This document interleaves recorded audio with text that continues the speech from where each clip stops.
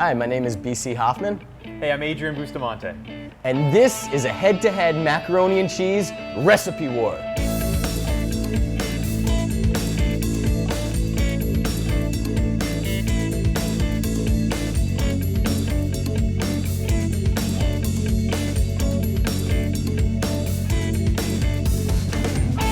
All right, today I'm doing a mac and cheese recipe by Giada De Laurentiis. I'm gonna give macaroni a makeover. I'm gonna toss it with a spicy blend of tomatoes, mushrooms, and spinach. Then I'm gonna bake it with 3 different kinds of cheese. It's a little different in that it has a little more vegetable and a little less cheese to it, but for the most part, it kind of keeps to what most people like about mac and cheese. It's obviously got cheese, some nice macaroni to it. But then, like I said, we're adding things like mushrooms, spinach, stewed tomatoes, a little extra pepper flakes for some spice. And I am doing Bobby Flay's macaroni and cheese. And my strategy for this throwdown is to give traditional mac and cheese a little class. I'm countering Delilah's Southern-style macaroni and cheese with a recipe inspired by Italian carbonara, a sauce made from eggs, cheese, and bacon. What's really cool about Bobby Flay's mac and cheese is he takes it back to the classic carbonara-style mac and cheese and sauce, and he's gonna actually put in flour, milk, some amazing pancetta, and he's using 5 cheeses. He's gonna use white cheddar, American yellow cheddar, and then I've got Fontina, Asiago, and a little Parmesan. And it's gonna be awesome, delicious, and amazing. And this is how you do a great side dish for Thanksgiving right here with this mac and cheese, because I'm gonna win. So that being said, let's start. So the first thing you wanna do with Bobby Flay's is you definitely wanna get your oven started up.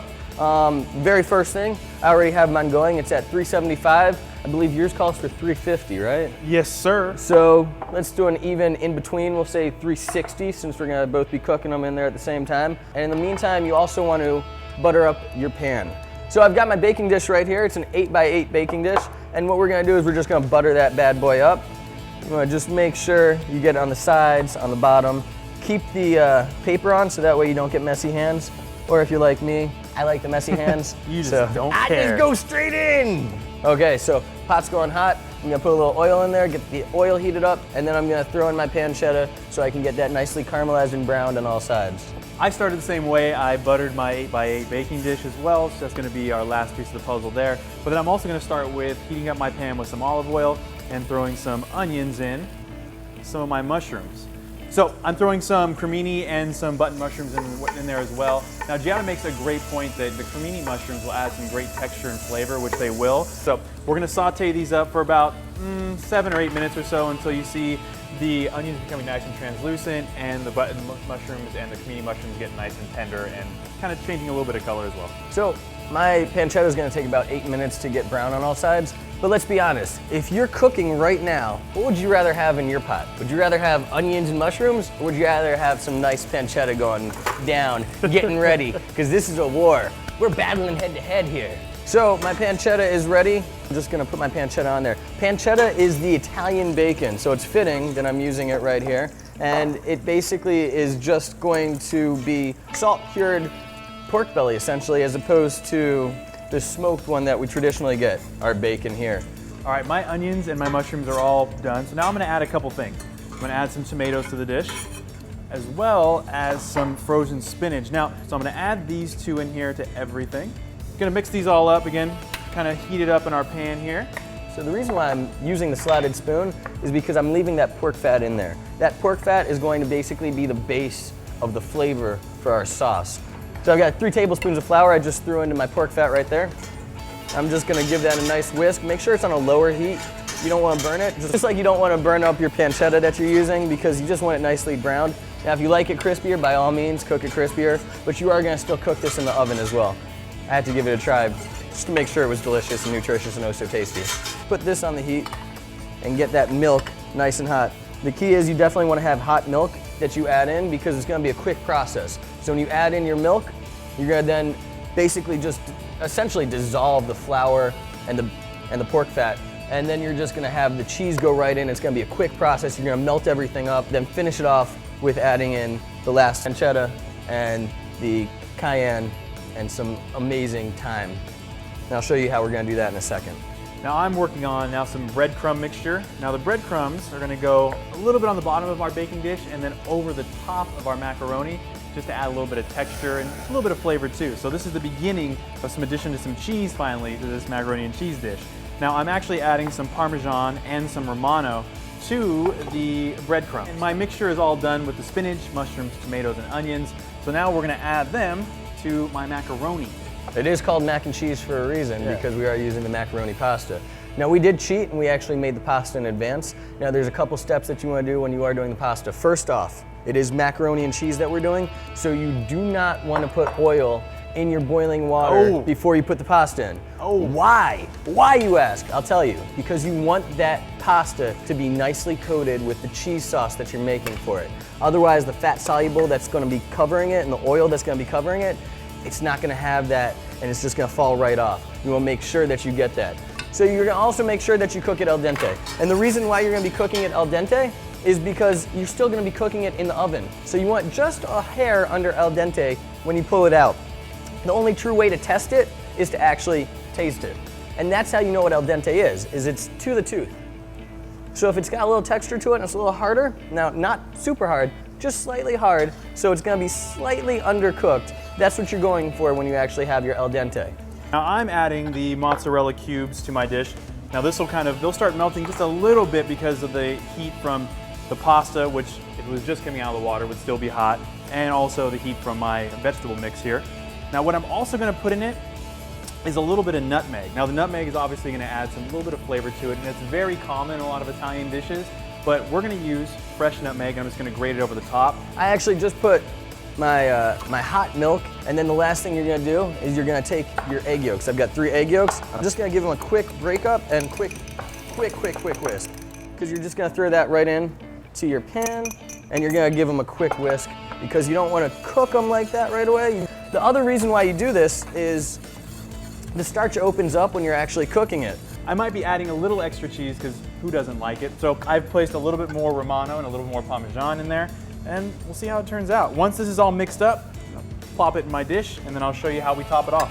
But what I'm doing right here is I'm gonna go with my white cheddar. And white cheddar is actually, if you wanna go with Irish white cheddar, which Bobby Flay uses in his recipe, I'm gonna use about 8 ounces. And I'm gonna just throw that in there. Then I'm gonna throw in my Asiago. He uses about 6 ounces of Asiago. And I'm gonna throw in my Fontina. I'm gonna throw in my American cheddar. Again, these are sharp cheeses. The sharpness is gonna stand out in your sauce. And the last thing I'm adding in my Parmesan. Throw that in. The other thing is, as soon as you're done cooking your macaroni, make sure that you run it under cold water. Then I'm gonna throw my sauce right in there. Boom, watch this come out. That is sexy. So I just poured everything into my bowl right here. I've got the sauce. Now I'm gonna add the last finishing touches. 1, pancetta. You're wondering, what's he gonna do with that? It's going right in here. And then I'm gonna take my cayenne pepper. Boom, right on in there. And then I'm gonna take my chopped parsley. All we're gonna do is give that a nice stir, and then it's ready to go right into my baking dish. Now I've been transferring all my pasta mixture into the baking dish as well. So I've just kind of easily put it in here. You can just slide it in. You want to make sure it's just nice and even over the top. It's not kind of mounds and whatnot, because I want to get a nice even bake. And the reason I want that is because I'm going to add my breadcrumbs and cheese mixture to the top of it. Now it's going to give it that little extra crunch, a little extra texture as well. So it should be a nice little addition to the dish. When you're adding the mixture, you want to make sure you keep an eye out for the mozzarella cubes, because obviously since it's a macaroni and cheese dish, you want to make sure all the cheese you can gets into your baking dish. So just make sure that if you miss a few cubes, you might toss them in a little bit. All the cheese is going to help. See, what I really like about mine is this looks like macaroni and cheese. That looks like casserole. So I'm ready to go right here with my baking dish. I'm literally going to just take this and I'm going to just pour it in. Now, the key is, look at that. That does look good. Amazing. Here I've added, you can see the top layer with all my breadcrumbs. Try to get it evenly over the whole dish. Make sure it keeps that nice texture and crust. What I'm also gonna do is add a few pieces of butter to the top. It's gonna add just a little bit of flavor, but it's also gonna create that nice brown color that you're looking for when it's all said and done. So I'm good to go. Myself I'm going as straight well. in the oven. Let's do it. You're going down in the oven.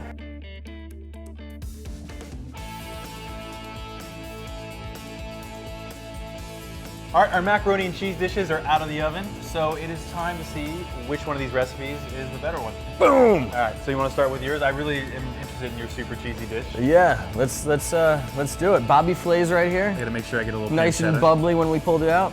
Pancetta and crispiness. Yeah, I love it. Yeah, no, overall it's a really good dish. I mean, it just reminds me of a really old school macaroni style. You have that nice, that crispy top to it and that creamy center. It's a really tasty, tons of flavor in that dish. Let's try this now.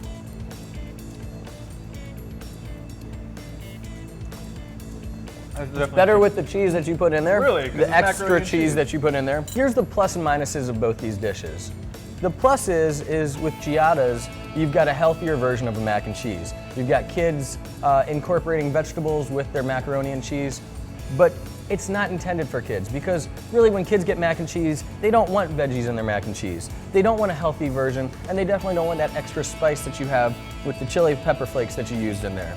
So that one set aside, not so much for kids. And then with Bobby Flay's, the main downside to this one is it's a souped up adult version of a mac and cheese. Classic, yes, but expensive.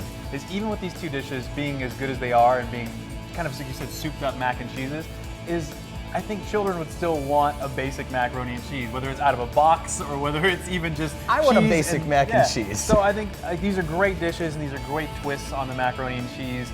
Again, this is a war, so there has to be one victor in this war. So that being said, whose macaroni and cheese in this recipe war is the winner?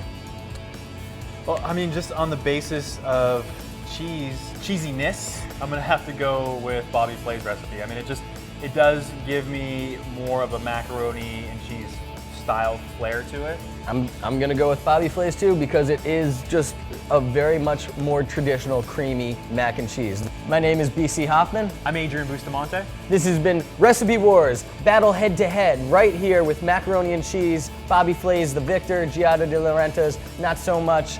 Please subscribe to our channel, like us on Facebook, follow us on Twitter, and catch us next time when we battle this out on Recipe Wars.